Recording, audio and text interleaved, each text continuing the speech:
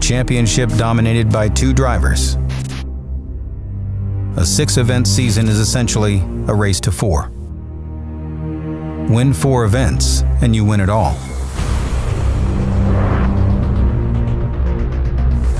For Subaru Rally Team USA, the race to 4 is almost complete. David Higgins and Craig Drew have dominated. They have 3 wins over Pastrana and Durant's single victory.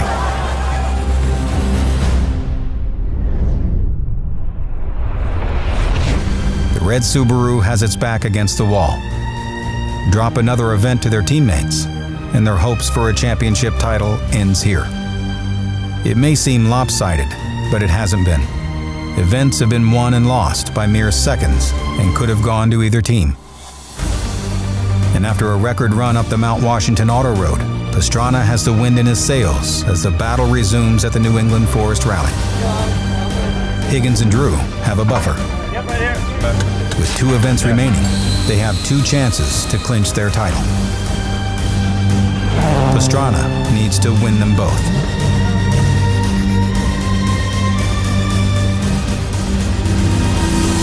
This is Launch Control.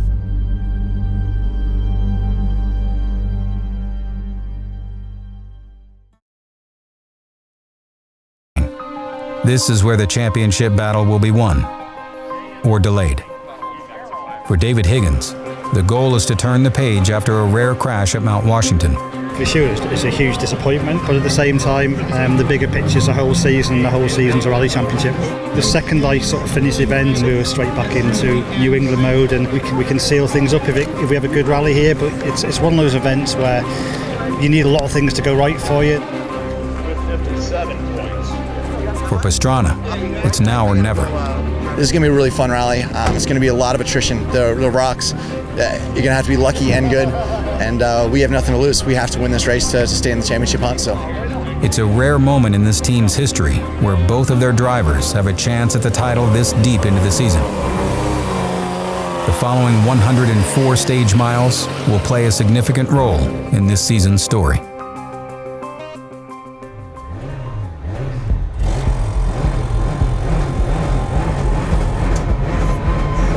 The defending champions are the first on the line. Historically, this event has been one of both success and disappointment. But they aren't looking back. They start each event knowing they're the class of the field. And if anyone else wants to win this weekend, they'll have to go through them first. But this year, the playing field has an interesting twist. Rally regulations state that a stage cannot have an average speed over 80 miles per hour. Any cars exceeding the average speed receive the same nominal stage time.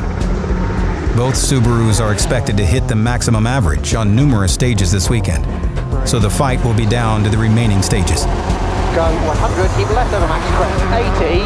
For Pastrana and Durant, the strategy is simple. Flat out to win the most stages and win the event. They aren't checking the clock.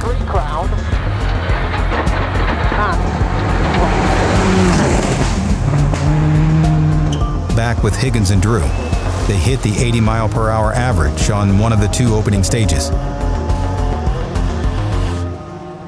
Travis has managed to hit it on both. Now, on the long afternoon stages, Higgins doesn't want to concede more time. He's only 2.5 seconds behind, but the lead going into day 2 would mean a better road position out front of all the dust.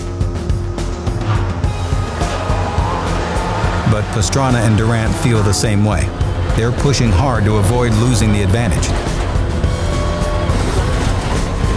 When the dust settles, Higgins regains the lead, thanks in part to an impact that rocked the 199 team.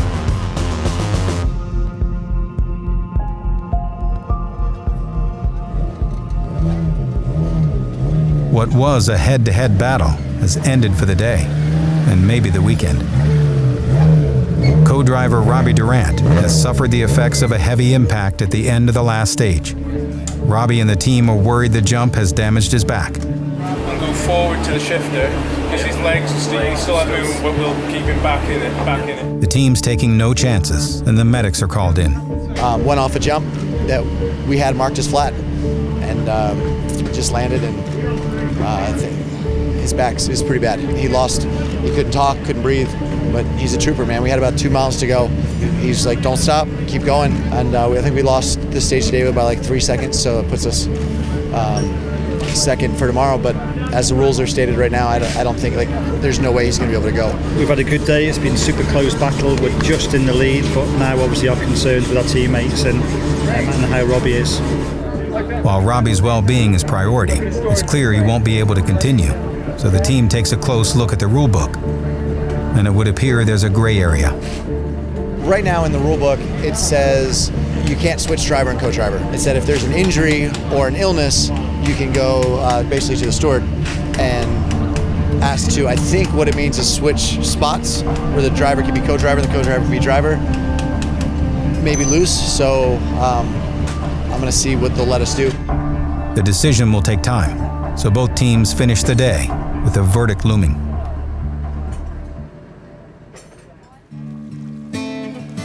It was a long night, with Robbie out of commission.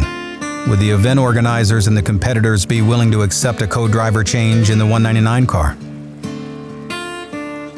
And who would be available and qualified to step in on such short notice? When the cars arrive at the opening stage of the day, Subaru Rally Team USA's on-site marketing director Greg Dorman is sitting in the hot seat.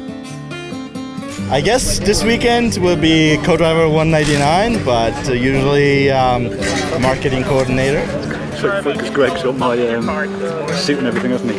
Oh, is he squeezed in there? Yes. Yeah. I am excited. We'll get him to the finish. David's actually sitting first and second. He's driving that car. He's co-driving this car. It might be the last time you wear that suit. Higgins enters the stage as the event leader.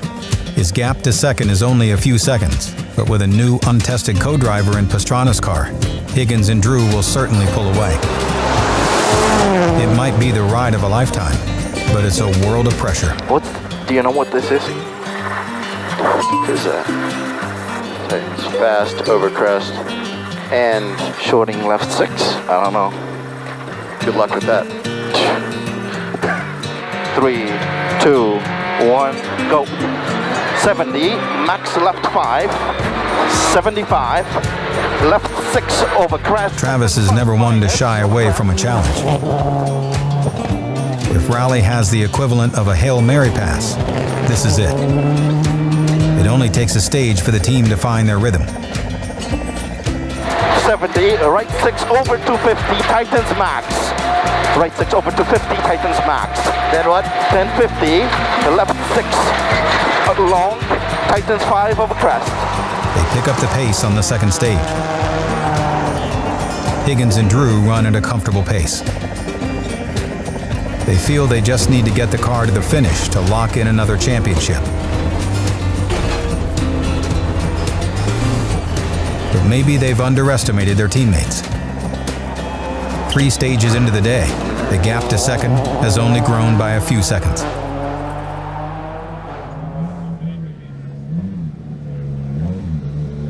At service, both teams realize there's still a battle to be fought. Greg Dorman, I tell you what, wasn't half bad. We won a stage. One of them's happened, but should be there. It wasn't too bad, actually.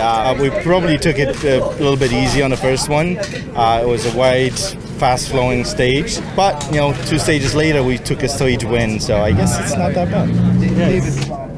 Yeah, we had a bit of an interesting first stage. Went to the first stage and Craig's helmet was broken, so we had no intercom for the first stage. But then we managed to figure out we were able to switch helmets over and go through. And then we got the last few stages being okay, just trying to take it easy. That was the thing. I mean, the first stage, David's intercom didn't work, and we, with Greg, we were kind of feeling it out. And the second stage, we just did really smooth, and we only lost 6 to David. And I'm like, David toned it down. I'm like, let's go. Obviously, we were under the impression that Travis was going to drive for the podium, but then he's had other ideas and been going flat out and end up into a big race again. So, not what we thought the plan was, so we'll just have to readjust now and go and get back to business. With expectations recalibrated and the 30 minutes of allotted service time elapsed, both Subarus head out to continue where they left off. Higgins and Drew know what they have to do. Pile on the pressure.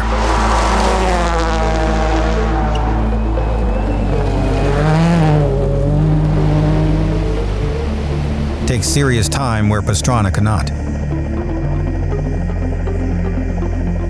Commit to corners that require complete trust in the notes.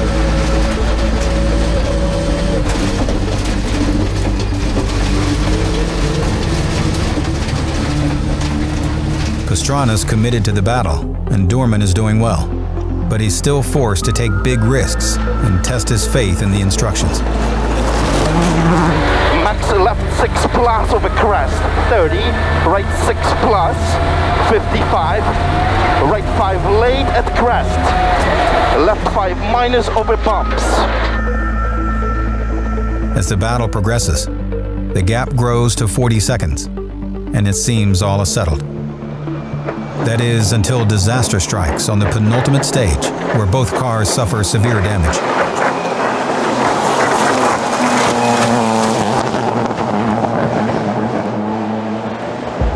"30 minutes to rebuild the back end of 2 rally cars. That's the mission." Higgins is first to arrive. He's dragged the car the entire 26-mile transit back to service. Right, come on boys, do your magic. Unbelievable, literally avoiding all the rocks, just driving down the middle, nothing, no warning, then just a bang at the back and it all just hell let loose.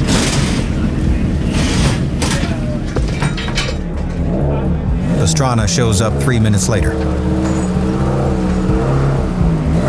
I think we hit the same rock.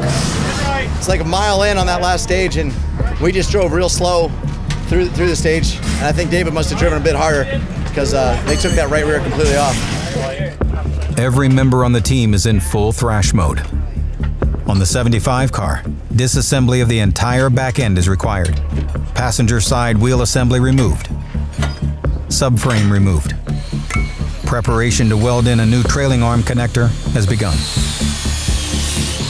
The intense service has drawn a crowd, and one person in particular has made the trip all the way from Australia to see it. My name is Molly Taylor. I'm from Australia and I drive for the Subaru team back in the Australian Rally Championship. And so I just really wanted to come over, disguise it as a holiday, but really to just see the rallying scene over here. I'm really overwhelmed by the size of the place here, and I knew it was going to be pretty big and impressive, but to see the amount of R&D and design and fabrication that they do in-house is pretty incredible and much more than I expected. Just to see another Subaru domestic team and see Subaru fans all over the world, and I think wherever you go in rallying, it's the same sort of people that you meet, so it's great to go and experience that on the other side of the world. The rules in Australia don't allow for the same level of car development as here in America. So this is a rare treat and also a rare sight. This is the first time this season where the battle has risen to this level of destruction.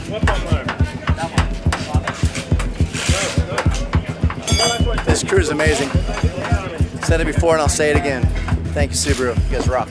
Pastrana's car is almost ready to head back out, but Higgins is still under the knife.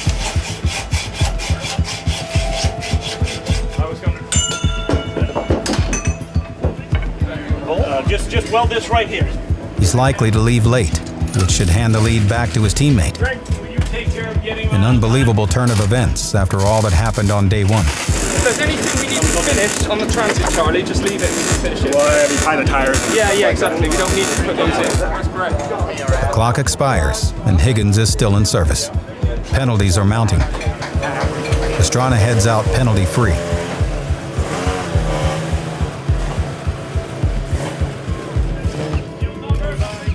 By the time Higgins leaves service, his lead is evaporated and he's now in second place, with no rear brakes and front-wheel drive only, but with a car that can get him to the end of the event with his championship lead intact.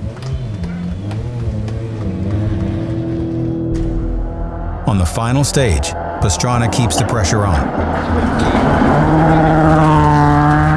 He's been given a sliver of hope, and that's all he needs.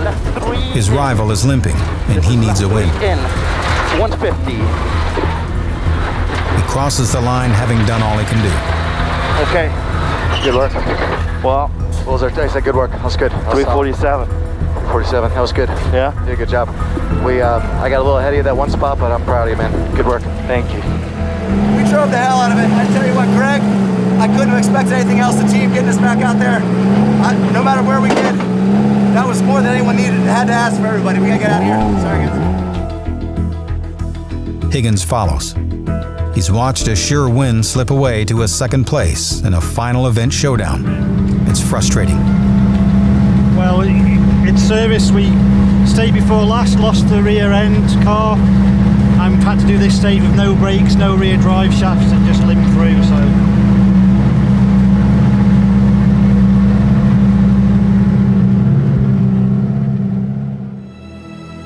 rallies are a race against time, team versus the road. So when a fellow competitor needs a hand, a spare tire, a wrench, they help out. They'll win on the stages, not through misfortune. The fact that we're even still in this rally is a tribute to the drivers, to the camaraderie, to rally in the USA. The other drivers came together, no one protested, everyone talked to the stewards and said, yes, we want Travis to be in this. That's the only reason we even have a shot. Greg Dorman, I underestimated him. I didn't think we had a chance in the world, and we won 2 stages today. To hear some of the words that are coming from Travis, it's an honor. It's an honor to sit in one in 99, and some of these stages, it was probably the fastest I ever co-drove. So When day one ended, the outcome seemed clear. The number 75 car would cruise to victory. Most of the time, skill wins out. But this weekend, it paid to be lucky. Pastrana's championship hope lives on until the Ojibwe Rally, where the teammates will face off for the title at the final rally of the season. We're still in it because of the other drivers. We won because we made the fewest mistakes, had the most luck, and winner take all next round.